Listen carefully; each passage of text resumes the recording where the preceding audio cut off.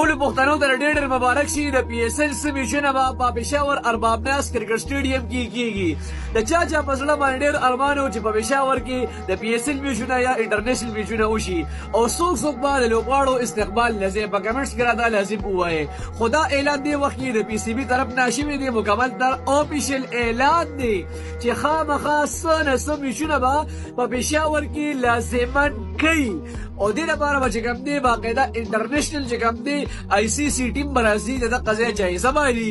دلته به آفیشیل ټیم راځي، وزټ به کوي، ګرځي به، د سیکورټي جایزه بالي، د صفایي سوترایي جایزه بالي، د بلډینګونو جایزه بالي، د پیچ وغیره د ګراوند ارث جایزه به والي چې آی سی سی مکمل کلیر شي. نو بیا به پی سی بي ته اجازه ورکړي تاسو په پېښور ارباب نیاز کرکټ سټېډیم کې میچ وکړئ. د دې لپاره بیا سپیشل پروټوکول کې سیکورټي راځي او بیا به په پېښور کې هم انټرنیشنل لوبغاړي میچ کوي. د چا په زړه باندې ډېر لوی ارمان دی په کمنټس کې راته لازم ووایئ. زما په زړه خو ډېر لوی ارمان دی چې په پېښور کې انټرنیشنل میچونه او د پی اس ایل میچونه وشي.